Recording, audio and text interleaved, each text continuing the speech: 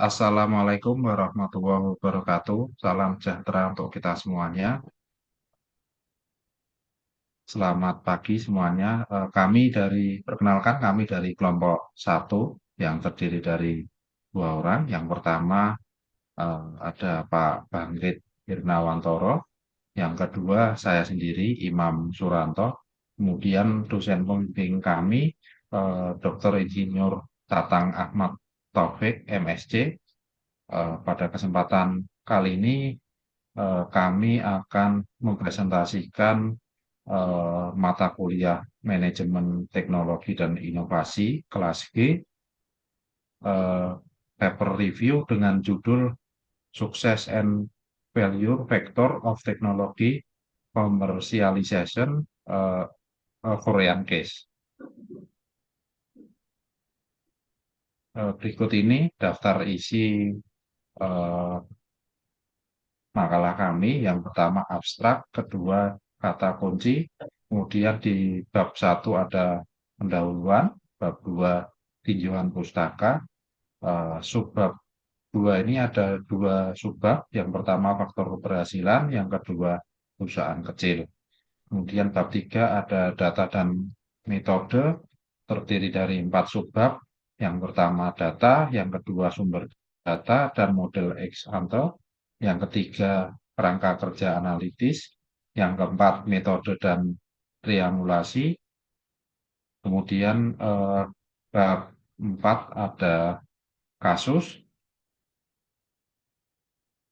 terdiri dari dua subbab. Yang pertama kasus yang direkomendasikan tetapi gagal, yang kedua kasus yang tidak direkomendasikan tetapi berhasil. Kemudian bab 5 ada analisis, terdiri dari dua subbab. Yang pertama ringkasan kasus, yang kedua analisis korespondensi. Kemudian bab 6 terdiri dari bab 6 diskusi dan keterbatasan, terdiri dari dua subbab. Yang pertama diskusi, yang kedua keterbatasan. Kemudian bab 7 kesimpulan dan yang terakhir referensi.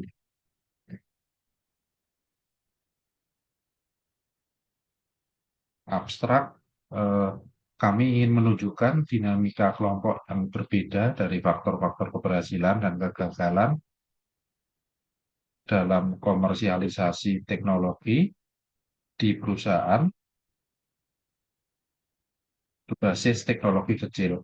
Studi yang ada didasarkan pada tingkat produk, tingkat proyek, tingkat divisi, atau tingkat perusahaan. Kami berurusan dengan tingkat teknologi dan pada perusahaan berbasis teknologi kecil.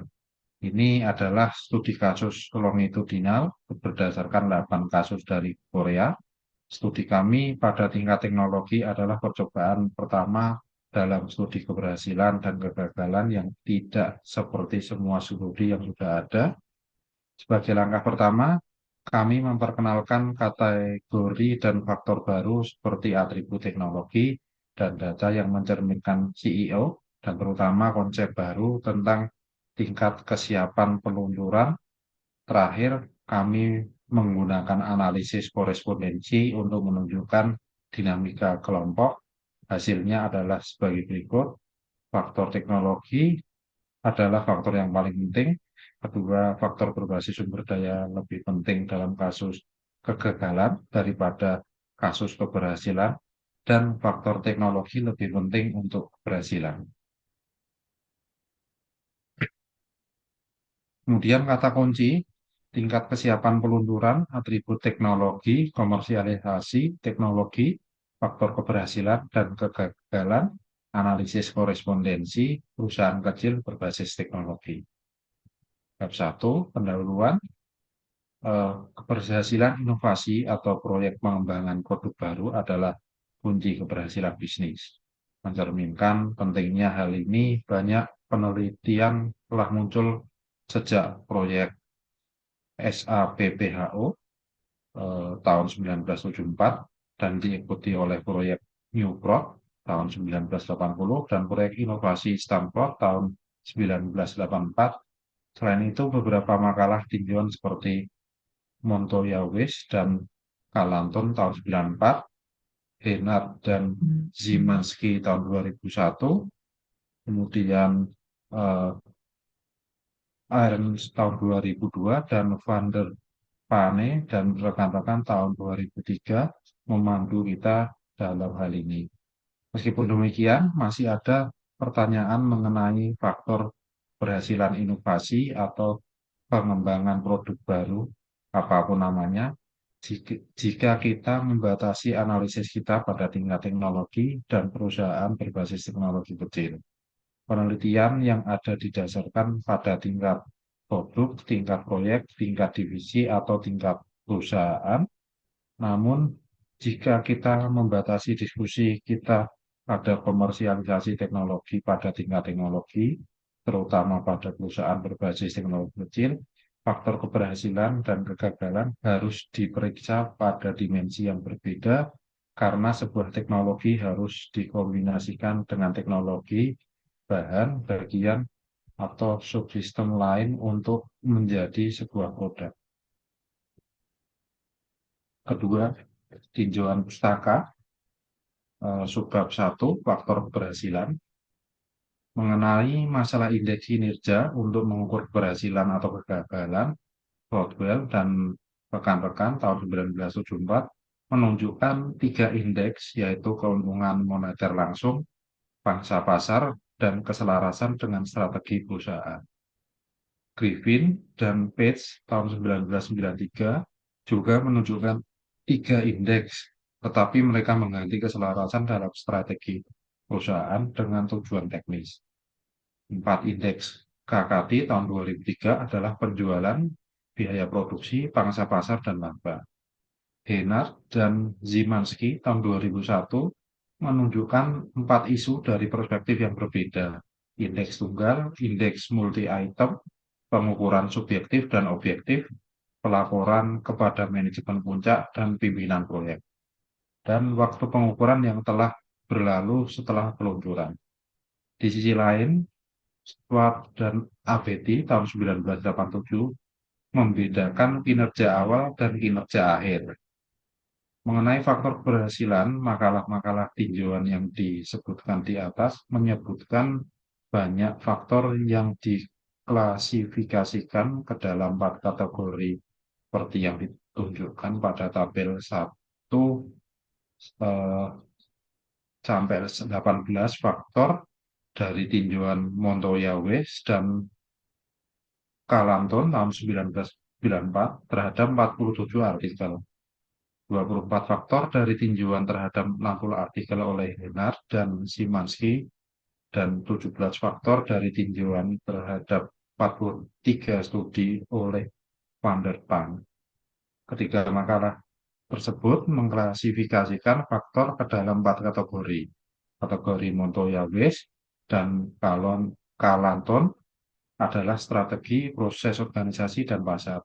Kategori Henard dan Szymanski adalah produk, strategi, proses, dan pasar. Di sisi lain, kategori Van der Pen adalah produk, perusahaan, proyek, dan pasar. Namun, faktor-faktor yang ditekankan oleh artikel yang ditandai dengan bintang pada tabel 1 juga sangat berbeda. Hal ini menunjukkan bahwa faktor keberhasilan dalam berbagai penelitian sesuai yang tertuang dalam tabel ini sudah terlihat.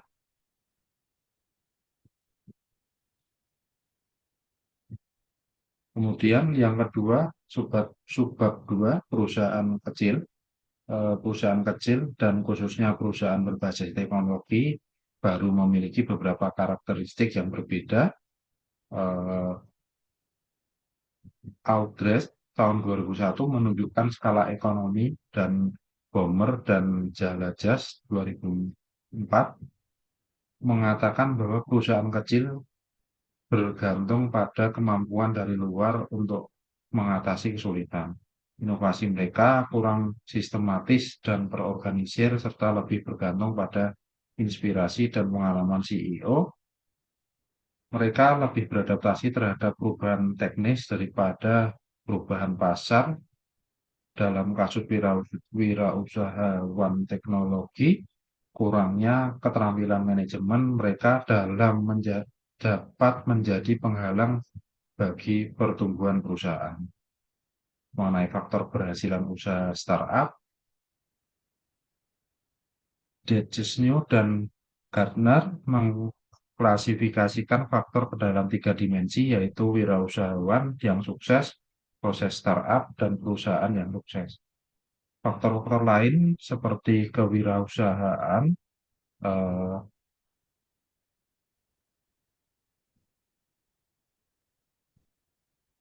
tim organisasi, modal, sumber daya,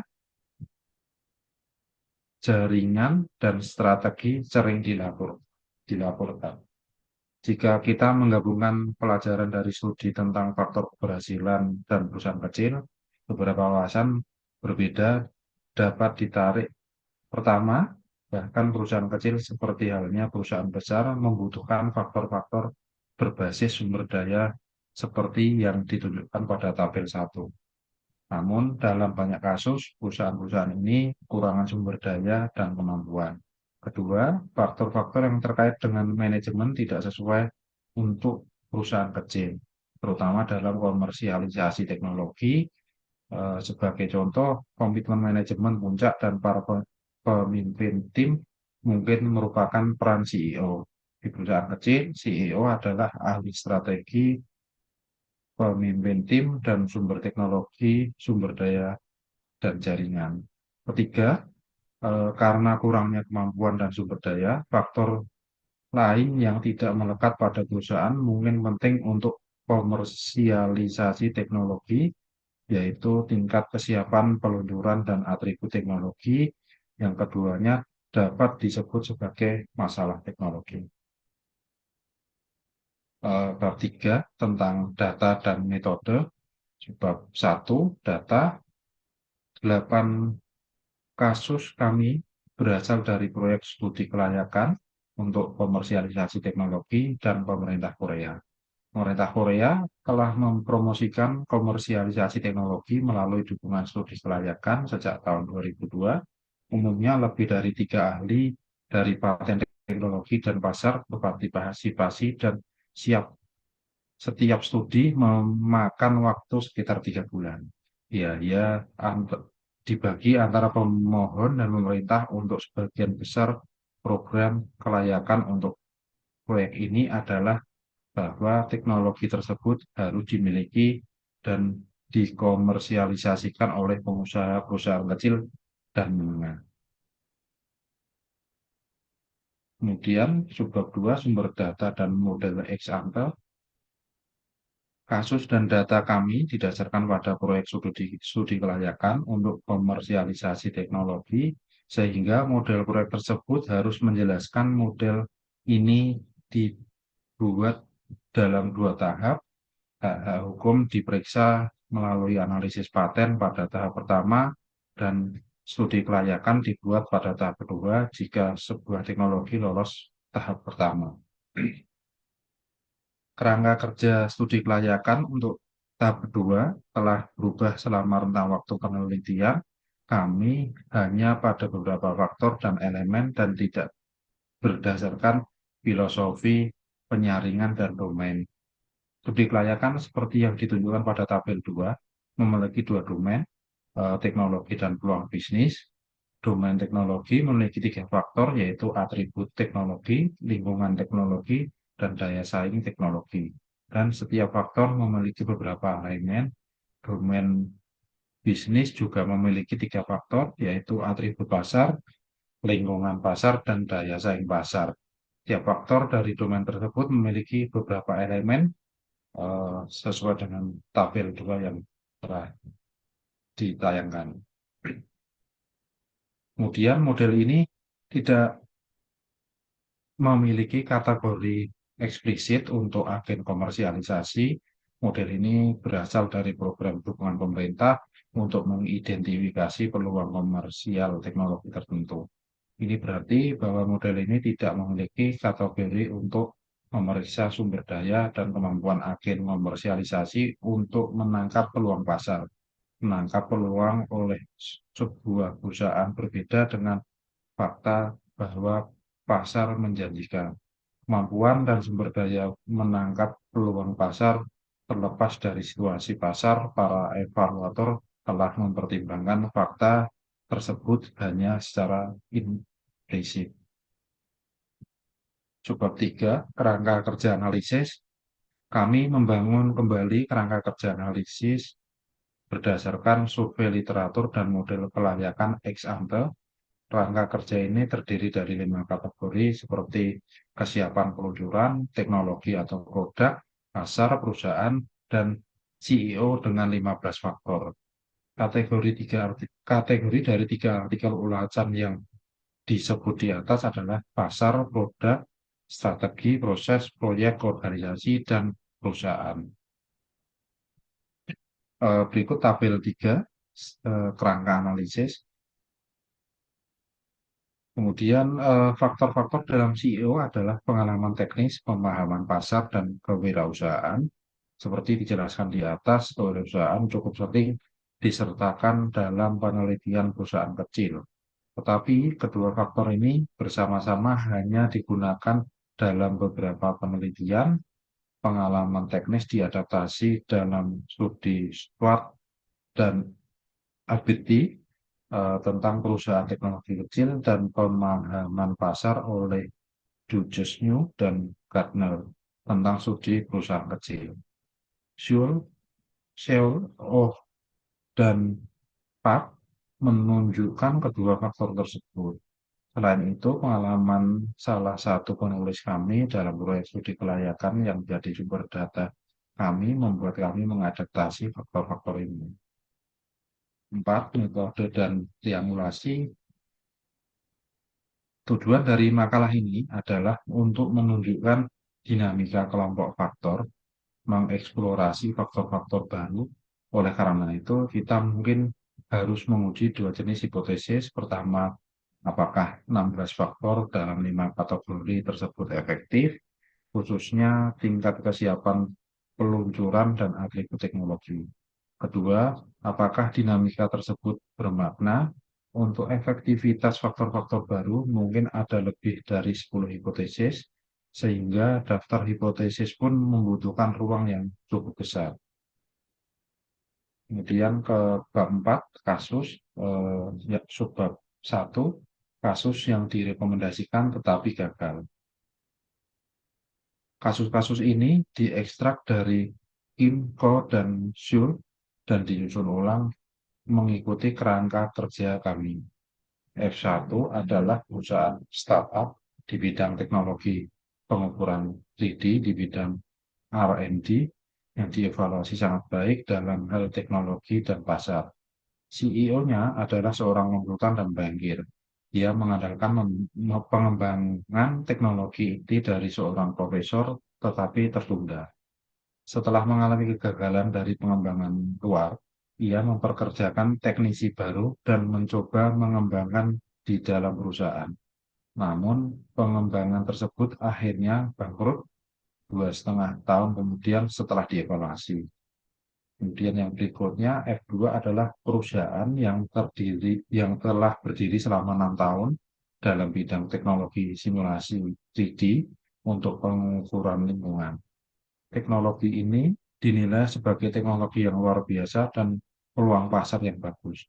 CEO-nya adalah seorang peneliti yang berurusan dengan informasi, sehingga ia dapat mengidentifikasi kemungkinan teknologi dan pasar. Dia mengandalkan pengembangan teknologi dari seorang profesor, tetapi gagal. Bahkan tidak ada kontrak yang jelas dengan profesor tersebut untuk pengembangan. Kegagalan itu menyebabkan kebangkrutan perusahaan. Kemudian F3 menggunakan bahan yang dapat diserap dan anti perekat untuk R&D. Hal ini dilakukan dalam rangka persiapan untuk uji klinis dan akhirnya mendapatkan persetujuan dari Badan Pengawas Obat dan Makanan dari Amerika Serikat. Teknologi ini dievaluasi sebagai teknologi yang baik dan teknologi dan pasar, perusahaan memiliki jarak 4 tahun ini memiliki produk yang berbeda untuk mendapatkan penghasilan sehingga sumber daya dan kemampuan tidak ada masalah kecuali beberapa fakta. CEO-nya adalah seorang PhD di bidang humaniora dan manajer sebenarnya adalah saudara laki-lakinya yang bekerja di sektor yang berbeda. Masalah terbesarnya adalah mereka tidak dapat mengelola dan mengendalikan pemadaman listrik yang menghancurkan basis teknologi yang ada. Kejadian negatif yang berurutan setelah pemadaman listrik membuat perusahaan mengalami kebangkrutan. Kemudian F4 adalah film industri dalam R&D yang dievaluasi sebagai film yang bagus dalam teknologi dan luar biasa di pasar. Ini adalah uji coba produk Jepang yang dilokalkan dan ditargetkan untuk pasar domestik. CEO-nya pernah bekerja di sektor yang sedikit terkait dan produknya juga sedikit terkait dengan basis teknologi yang ada. Perusahaan berusia 6 tahun ini tidak memiliki kemampuan sumber daya keuangan untuk pengembangan dan produksi serta pemasaran. Pelanggannya adalah beberapa perusahaan domestik, tetapi perusahaan besar, sehingga kualitas produk dan pemasaran sangat penting. Ini adalah alasan mengapa CEO melepas investasi untuk fasilitas produksi. Kedua, kasus yang tidak direkomendasikan tetapi berhasil, eh, teknologi S1 adalah perusahaan yang telah berusia 5 tahun yang melakukan penelitian dan pengembangan untuk mengubah tanaman laut menjadi minuman yang bertujuan untuk lulus uji stabilitas. Teknologi ini dapat diterapkan pada minuman fungsional dan obat-obatan, tetapi hanya minuman fungsional yang dipertimbangkan terlebih dahulu karena obat-obatan membutuhkan waktu dan upaya lebih lanjut. Pasar minimum fungsional diperkirakan akan tumbuh dengan cepat, tetapi sering muncul dan menghilang. Adalah karakteristik pasar karena persaingan yang terutama dipimpin oleh perusahaan-perusahaan besar. Singkatnya, karena rendahnya daya jual dan keterbatasan waktu, bahkan proses peninjauan studi kelayakan pun dihentikan. Wawancara lanjutan dilakukan dengan CEO perusahaan, teknologi asli mereka menghasilkan keuntungan tanpa produk baru. Ia memiliki banyak pengalaman di bidang ini dan beberapa profesor pembimbingnya adalah pemegang saham. Badan Pengawas Obat dan Makanan AS menyetujui minuman tersebut. CEO mengatakan bahwa kunci suksesnya adalah pemahaman akan teknologi dan pasar, sehingga mereka dapat memilih strategi langkah demi langkah untuk pengembangan produk. Kemudian S2 adalah perusahaan berusia 4 tahun yang mengubah jamur menjadi kosmetik. Direktur tersebut mengatakan bahwa kesusahan mereka adalah karena mereka memuaskan pasar dengan fungsi dan kualitas. S3 mengembangkan sensor R&D yang sedang dalam proses untuk kit pengukuran darah. CEO perusahaan ini sudah lama bekerja di perusahaan pengimpor peralatan medis sehingga ia memiliki banyak jaringan. Kemudian S4 adalah pita perekat yang sedang dalam proses R&D. CEO mengatakan bahwa keyakinannya terhadap pasar adalah kunci kesuksesan. Jika dia tidak memiliki kepercayaan diri, dia akan menyerah dalam pengembangan dan perusahaan. Kemudian bab 5, analisis, sebab satunya ringkasan kasus. Kami meringkas setiap kasus berdasarkan faktor dalam tabel 4 dan 5. Secara umum, derajat setiap faktor diukur dengan 3 derajat, tinggi, sedang, dan rendah.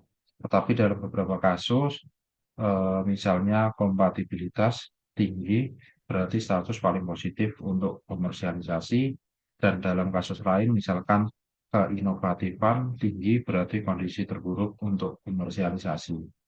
Oleh karena itu, kami mengukur skala setiap faktor dengan 1 sampai 3. 1 berarti kesulitan dalam komersialisasi, 2 berat moderat, dan 3 berarti positif. Rincian pengukuran dengan angka ditunjukkan pada lampiran. Jika kita mengubah derajat menjadi angka, banyak fakta menjadi jelas dan kita dapat memvisualisasikannya meskipun angkanya bersifat kualitatif atau ordinal.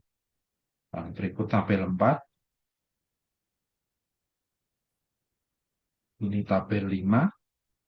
Kemudian yang subbab 2, analisis korespondensi, kami menggunakan analisis korespondensi untuk mengetahui kombinasi faktor-faktor yang dikembangkan dan dijelaskan dalam Green-Nagre dan Venn-Dissen.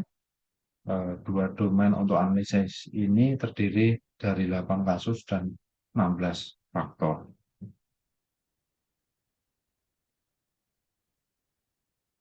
Di antara dua kasus asing di sisi kanan, S4 adalah kasus untuk kemenangan kewirausahaan dan F4 adalah keputusan untuk kewirausahaan. Jadi faktor CEO seperti pemahaman pasar dan pengalaman teknologi dekat dengan mereka. Gambar ini dapat ditafsirkan sebagai faktor berbasis daya yang lebih penting dalam kasus kegagalan daripada kasus keberhasilan, dan faktor teknologi seperti tingkat kesiapan peluncuran dan atribut teknologi yang paling penting untuk sukses.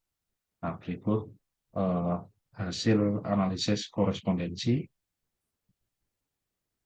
Kemudian di bab 5, diskusi dan keterbatasan. Bab 1, diskusi. Eh, Hasilnya dirangkum sebagai berikut. Pertama, tingkat kesiapan peluncuran atribut teknologi seperti inovasi, kompleksitas, dan kompatibilitas dengan kemampuan yang ada sangat penting dalam komersialisasi teknologi, terutama pada perusahaan berbasis teknologi kecil. Ini adalah alasan mengapa kami menargetkan tingkat teknologi yang berbeda dengan penelitian-penelitian yang sudah ada. Kedua, berbagai aspek dari CEO juga penting dalam komersialisasi teknologi karena sampel kami berasal dari perusahaan berbasis teknologi kecil. Ketiga, faktor-faktor dalam kategori sumber daya dan kapabilitas serta kategori pasar juga berpengaruh positif terhadap komersialisasi. Keempat, faktor berbasis sumber daya lebih penting dalam kasus kegagalan daripada kasus keberhasilan, dan kategori teknologi lebih penting untuk keberhasilan. Penelitian ini merupakan uji coba baru dalam banyak aspek. Untuk subjek, kami menargetkan faktor keberhasilan komersialisasi teknologi pada perusahaan kecil berbasis teknologi yang tidak ditemukan dalam literatur yang ada.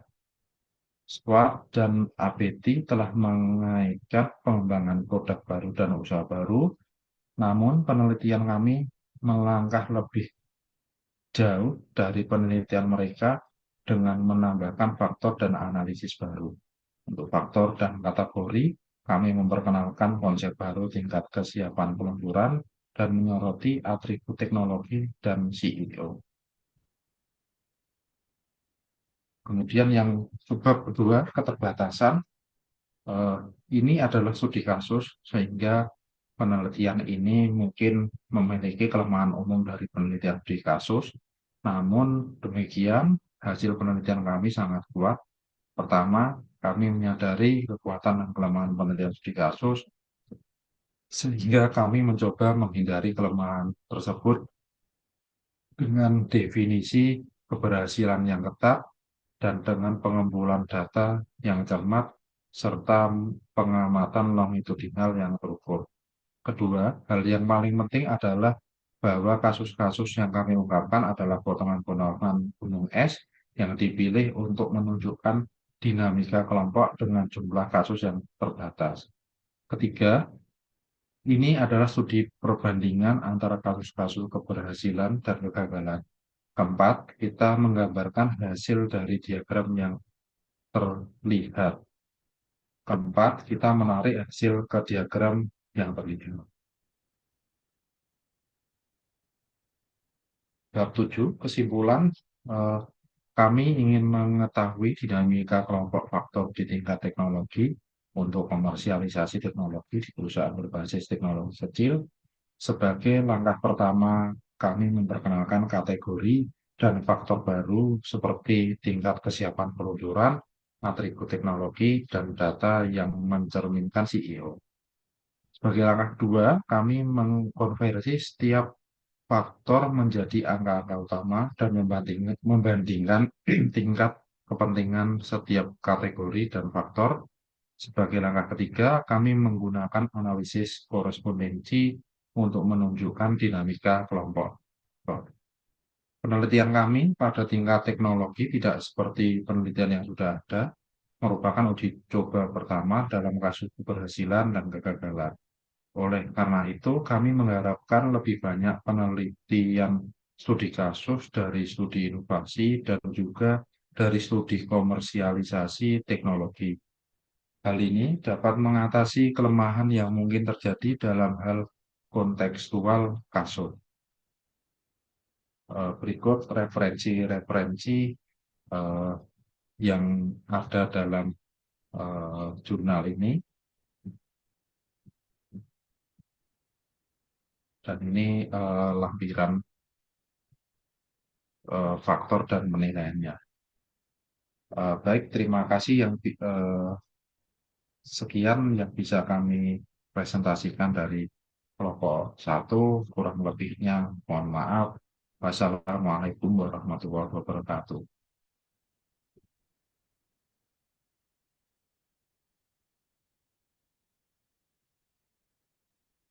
Udah Bro, ini di stop, Pak. sudah bro, stop bro.